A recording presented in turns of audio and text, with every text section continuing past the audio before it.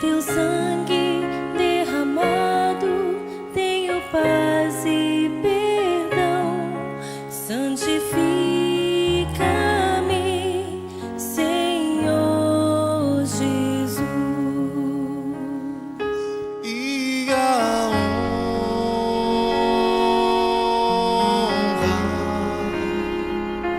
e a glória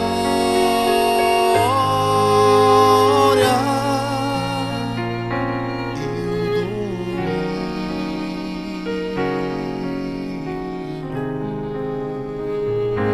para sempre.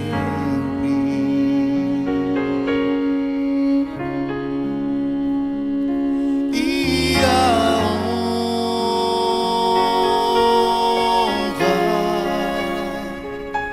e a glória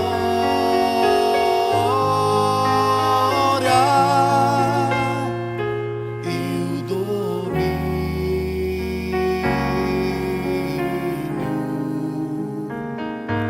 para sempre.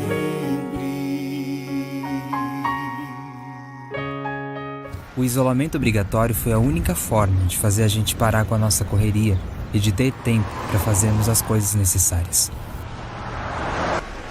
É muito esquisito saber que para normalizar a vida, a gente precisa parar com a vida normal. Eu constantemente sinto falta de calma, e agora eu posso ter. E nesse momento de reflexão, eu penso: será que meu problema é realmente a falta de tempo? Eu percebi que eu não tenho controle de nada, e nem daquilo que eu achava pequeno o suficiente para eu controlar. Parar de correr me fez ter vontade de andar devagar, ou talvez andar com mais cuidado. Em vez de estudar por obrigação, estudar por necessidade. Eu tenho o costume de correr atrás de tudo que eu acho interessante e importante para mim, como cursos, eventos, viagens, mas eu nunca me pergunto: eu preciso disso agora? Privado da minha liberdade de ir e vir, eu sou realmente livre para aprender a decidir. Bonito, né? Mas e depois que a vida voltar ao normal? Eu vou continuar sendo livre?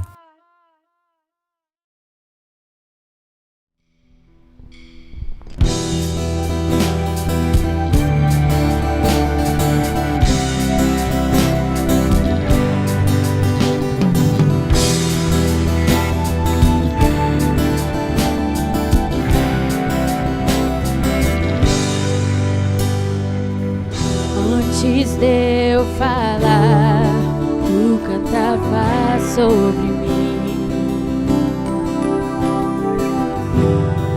Tu tens sido tão, tão bom pra mim. Antes de eu respirar, soprastes tua vida em mim. Tu tens sido tão, tão bom pra mim. Oh, impressionante, infinito, ousado amor de Deus. Oh, que deixa as 99 só pra me encontrar. Não posso comprá-lo nem merecê-lo, mesmo assim se entregou. Oh, impressionante, infinito, ousado amor de Deus. Nós te adoramos, Deus. Nós te agradecemos pelo teu imenso amor por nós, Pai. Nós te adoramos, Senhor. Cante, inimigo.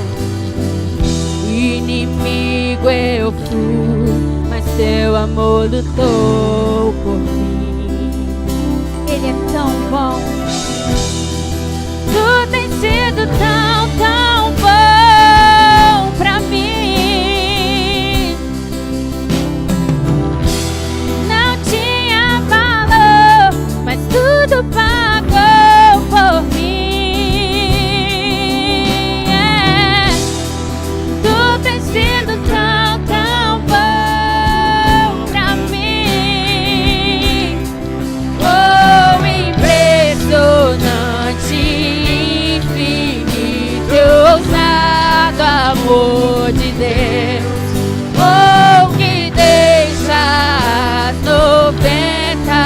9 só pra me encontrar. Não posso comprá-lo, nem merecê-lo, mesmo assim se entregou. Oh, impressionante, infinito, ousado amor de Deus.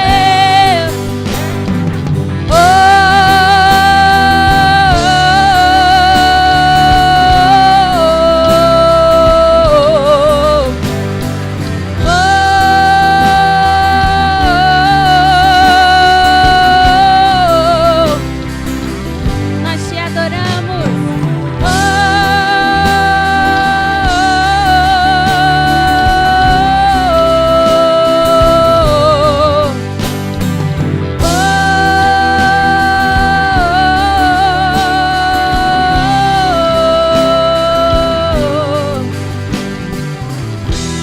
Traz luz para as sombras, escala as montanhas pra me encontrar.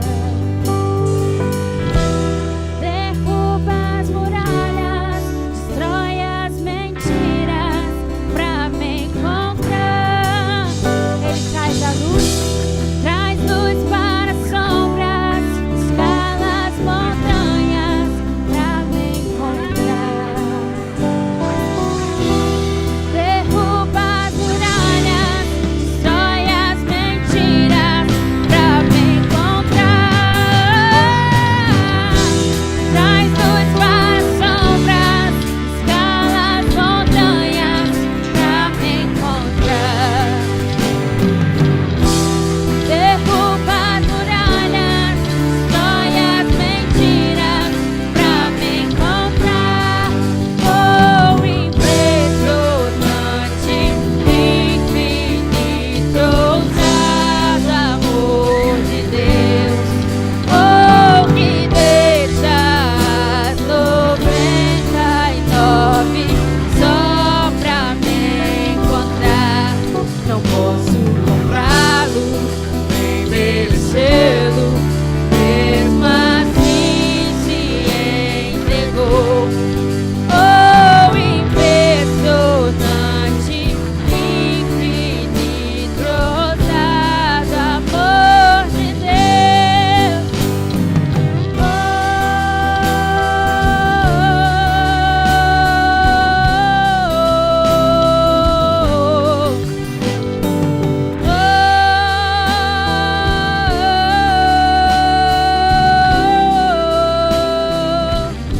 Vamos cantar? Traz luz para as sombras, escala as montanhas pra me encontrar. Derruba as muralhas, destrói as mentiras pra me encontrar. Traz luz para as sombras, escala as montanhas pra me encontrar. Derruba as muralhas, destrói as mentiras pra me encontrar. Oh, impressionante, infinito, ousado amor de Deus. Oh, que deixa as 99. No Evangelho segundo escreveu Mateus, capítulo de número 27. Mateus, capítulo 27, versículo de número 22. Mateus, capítulo 27, versículo de número 22. Diz assim: Replicou-lhes Pilatos: Que farei então de Jesus chamado Cristo? Que farei então de Jesus chamado Cristo? Seja crucificado. Responderam todos. Até aqui, deixa a palavra de Deus aberta e vamos fazer uma oração mais uma vez. Por favor, não deixe que nada tire a sua atenção. tire da gente este momento tão precioso de comunhão e de ministração da palavra de Deus. Senhor, em nome de Jesus, ministra ao nosso coração. Fala conosco, ó Pai. Nós precisamos ouvir a Tua voz, nós precisamos ser ministrados da parte do Senhor. Nós oramos em nome de Jesus. Amém. Gente, nós sabemos que a vida, ela é feita de decisões. Uma vez eu estava num local refletindo sobre o que realmente muda a nossa vida, exatamente destes encontros que nós temos praticamente todos os domingos e pelo menos mais uma vez durante a semana, oficialmente aqui na nossa igreja. Eu fiquei pensando nesses meus mais de 10 anos de ministério pastoral, quantas vezes eu pude pregar o Evangelho. No relatório que a gente faz para o presbitério, uma vez eu anotei que nós pastores pregamos pelo menos 52 domingos por ano. Presta atenção, 52 domingos, pelo menos no culto de celebração da noite, fora as aulas de escola dominical, quarta-feira, encontro de casais, treinamentos de liderança, encontro nos lares, aconselhamentos, visitas.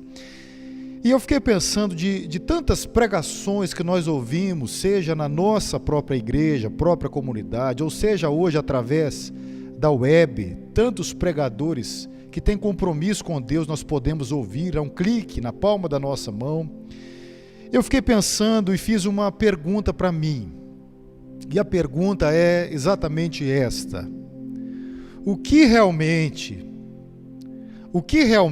pode mudar a minha história? O que realmente pode mudar a minha vida? E o que na verdade pode mudar a minha relação com Deus, a minha relação com a minha família e a minha relação com os irmãos na fé da comunidade que eu participo? Eu fiquei pensando que há momentos que nós ouvimos pregações e nós saímos muito satisfeitos. Há momentos que a gente não sai tão satisfeitos assim. Mas há momentos que a gente sai muito satisfeitos, muito felizes, muito encorajados, muito transbordantemente cheios da presença de Deus para suportarmos mais uma semana. Eu já ouvi, por exemplo, naquele cumprimento que eu estou com tanta saudade, do final do culto, do final das reuniões, seja à porta cumprimentando vocês, ou no nosso espaço comunitário, a pessoas falarem a seguinte frase: eu hoje, através da pregação, recarreguei as baterias espirituais. Você já ouviu essa expressão? Recarreguei para a semana, pastor. Vou dar conta de mais uma semana, de mais alguns desafios. Mas parece que acontece que durante a semana a bateria volta e vai descarregando, exatamente como o tanque de gasolina do nosso carro, quando a gente usa todos os dias para trabalhar, vai diminuindo, e a ideia que a gente tem é que no outro domingo a gente está zero. Eu acho que tem um jeito da gente parar de abastecer e se tornar um poço de gasolina, um poço de combustível. Quando a gente começar a buscar a face do Senhor de todo o nosso coração, toda hora, todo dia, lendo a palavra de Deus e meditando nela. Então eu entendi que o que realmente muda a minha vida, e o que realmente pode mudar a minha história, embora ouvir sermões seja bom, embora ouvir pregações seja algo que alimenta o meu coração quando elas expõem com fidelidade o Evangelho, o que muda a minha vida e o que muda a minha relação com Deus e a minha história é a decisão que eu tomo daquilo que eu vou fazer no dia seguinte. Presta atenção. Decisões que eu tomo depois de refletir à luz da palavra de Deus sobre o que é que eu vou fazer da minha vida no dia seguinte. Então o que muda a minha história não é ouvir uma palavra de autoajuda, por exemplo, ou uma palavra de motivação, mas é quando eu tomo uma decisão de servir a Jesus Cristo de todo o meu coração, com as minhas ações, com os meus pensamentos e não sendo omisso àquilo que Ele me chamou. O que muda a história da minha semana não é propriamente a música que eu ouço, embora ela me leve à presença de Deus.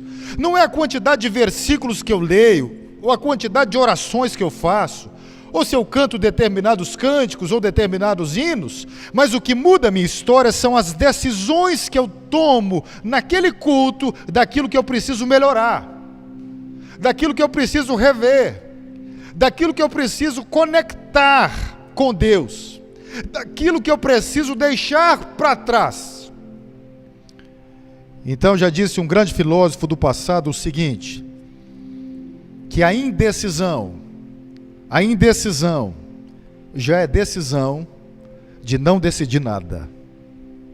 A indecisão já é a decisão de não decidir nada. Então hoje eu gostaria que você olhasse para os últimos minutos de Jesus Cristo comigo. Eu gostaria que você olhasse para esse grande julgamento de Jesus Cristo comigo. Ele está diante de uma multidão. Ele está diante de um prefeito de uma cidade. Ele está diante de um homem chamado Pilatos. E o curioso é que quando eu estava preparando essa mensagem, eu fui pesquisar o historiador hebreu, Flávio Joséfo, que escreveu com muita verdade a história dos hebreus, e ele escreveu sobre este homem que era um tipo de prefeito em Roma, que era o império sobre os judeus, e ele disse que Pilatos havia sido colocado naquela região como uma espécie de punição dos romanos em relação à sua inoperância, liderando outras regiões e outras tropas do exército romano. Por que uma punição? Porque ser império romano sobre os hebreus, alguns chegam a dizer que era o mesmo que tentar montar num touro bravo. Pensa num povo difícil de se render, num povo que tinha o seu próprio rei, num povo que tinha vencido diversas batalhas ao longo dos anos, de uma forma teocrática. Deus livrara o seu povo muitas vezes e agora Deus permitiu que o seu povo ficasse debaixo do jugo e das botas dos romanos. Pilatos é colocado ali numa verdadeira zona de guerra. Esse local, a Palestina, Jerusalém, na verdade era um campo minado para qualquer líder de cidade, porque se ele tomasse certas decisões, ele poderia agitar toda uma cidade contra Roma.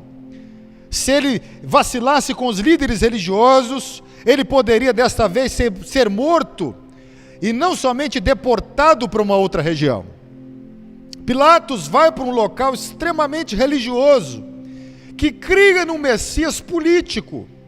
Daí, Judas, o Iscariotes, aquele que era o tesoureiro dos discípulos, aquele que vendeu Jesus por 30 moedas de prata, pensava que Jesus Cristo, assim como outras autoridades daquele tempo, seria um líder político, que da linhagem de Davi libertaria o povo hebreu, mais uma vez, do jugo da opressão.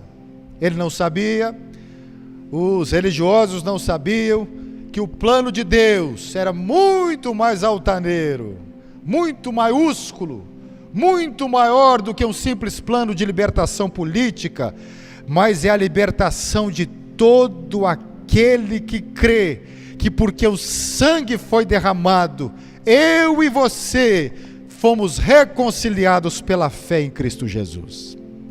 A salvação então que o Messias veio trazer e garantir, não é uma salvação de guerrilha, não é uma salvação de monarquia ou de teocracia, mas é uma salvação para todo aquele que crê, quer judeus, quer gentios, quer brasileiros, quer japoneses, quer todo homem em todo lugar da terra. Mas o que está acontecendo aqui nos últimos minutos de Jesus Cristo? Jesus Cristo estava preso, acusado injustamente de ser um herege.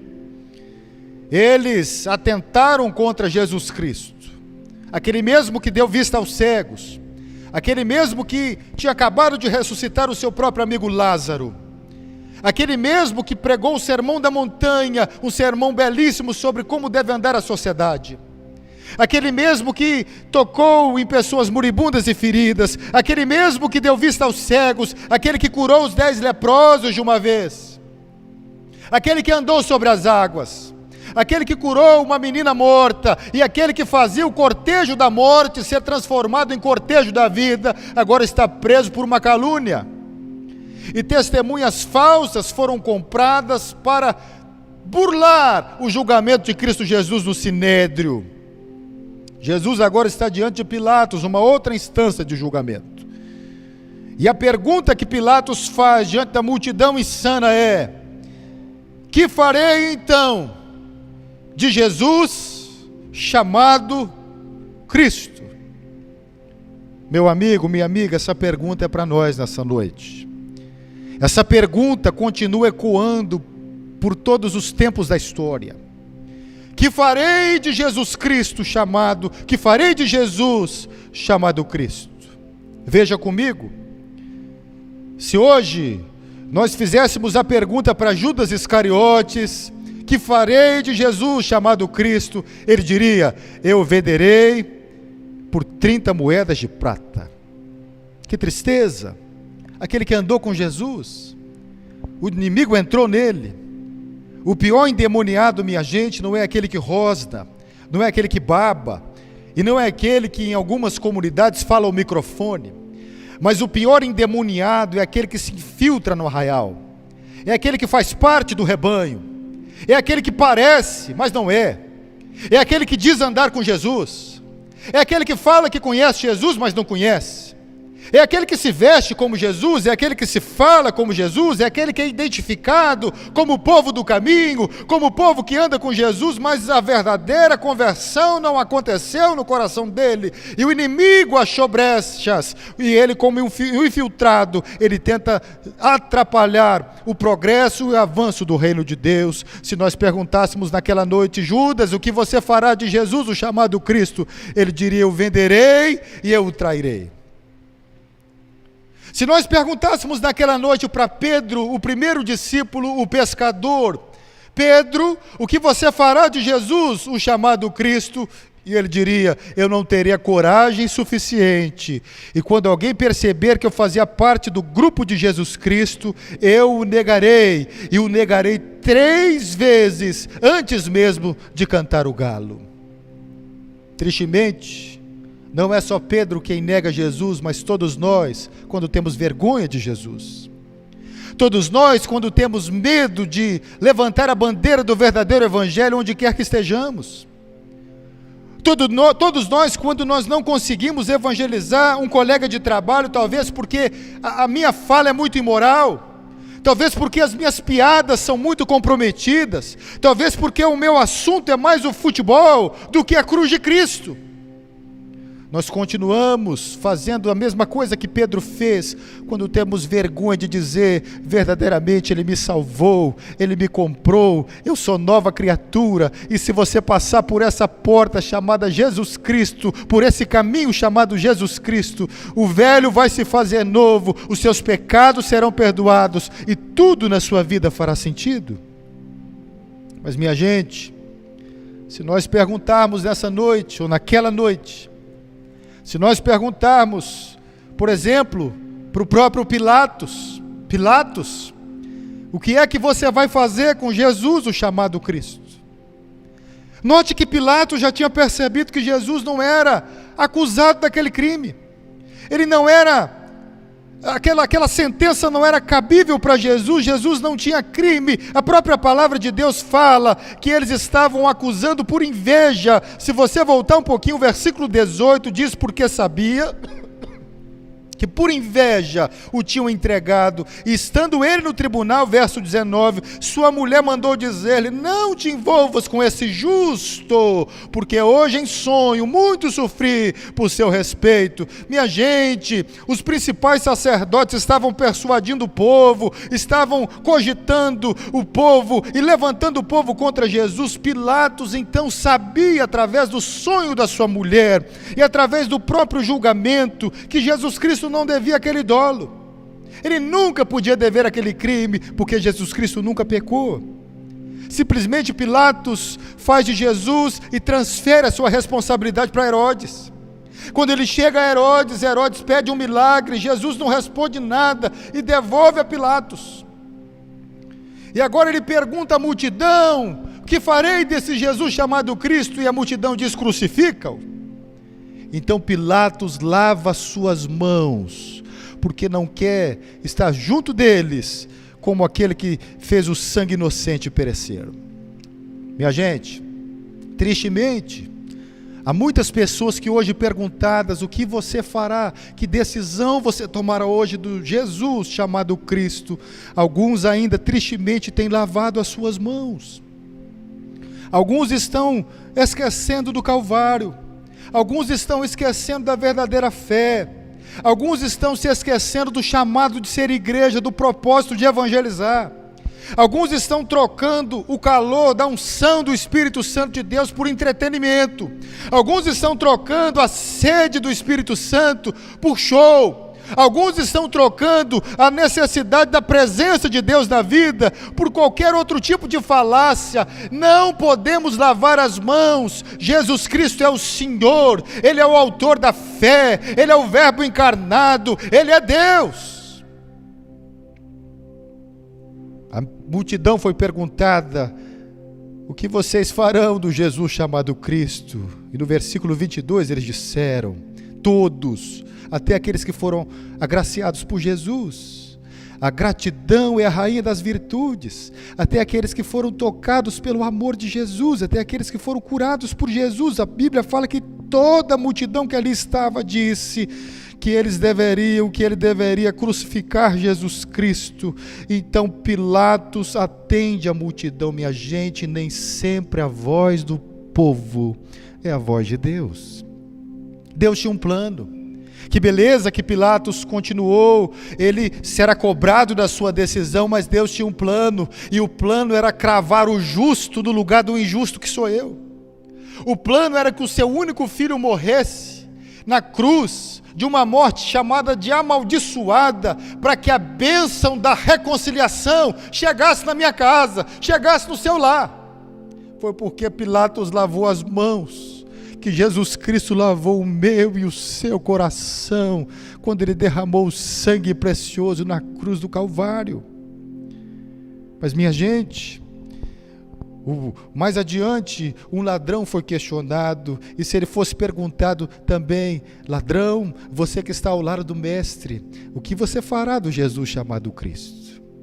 Um deles respondeu assim: se você é o Filho de Deus, Jesus chamado Cristo, salva-te e a nós também. Graças a Deus Jesus não atendeu aquela provocação, porque senão o palco da esperança estava caído abaixo. Graças a Deus Jesus não ouviu a provocação, Ele não responde às provocações, porque Ele é obediente ao Pai. Ele derramou sangue na cruz para nos reconciliar com o Pai. Mas se a gente perguntasse também para o outro ladrão: o que você fará do Jesus chamado Cristo? Ele responderia: eu olharei para a cruz, eu olharei o Jesus cravado no madeiro e me arrependerei e pedirei para Ele preparar um lugar para mim. Ah, minha gente, ainda no último fôlego da vida de alguém, a esperança, porque Deus tem um plano glorioso e Ele cumpre todo o seu propósito debaixo da terra, porque Ele é Deus. Passará qualquer coisa que Ele fez nessa terra, os céus e a terra, mas as minhas palavras não passarão. Talvez nessa noite, hoje, eu esteja falando para alguém que esteja sendo perguntado no seu coração: o que você decidirá hoje do Jesus chamado Cristo? Talvez durante a semana houve toda uma conspiração santa ao seu favor. Talvez você ouviu uma bela canção na rádio do seu automóvel, ou talvez na plataforma digital, e Deus falou ao seu coração, mas você endureceu. Talvez você ouviu uma pregação e você também endureceu o seu coração e disse assim: eu vou lavar minhas mãos por hora, eu não vou tomar uma decisão por Jesus, eu não vou assumir Jesus como meu Senhor e Salvador, deixa para outro dia, deixa para aqueles mais novos ou mais velhos. Quando eu estiver mais velho, eu tomo uma decisão de servir a Jesus onde eu estiver. Não. Jesus está chamando você e te perguntando o que você vai fazer do Jesus chamado Cristo. Todas as vezes que você deixa para depois, você está crucificando Jesus de novo. Todas as vezes que você fala que não é o momento, você está zombando de Jesus de novo. Hoje Jesus Cristo não está te chamando para dizer que belo sermão você está ouvindo. Hoje Jesus Cristo não está te chamando para você dizer que bela canção eu ouvi. Deus não está te chamando para você dizer que culto inspirativo eu participei. Deus está te chamando para você tomar uma decisão que vai mudar a sua história para sempre, que vai mudar o seu coração para sempre. Eu gostaria de convidar você nesse momento a fechar os seus olhos onde você estiver.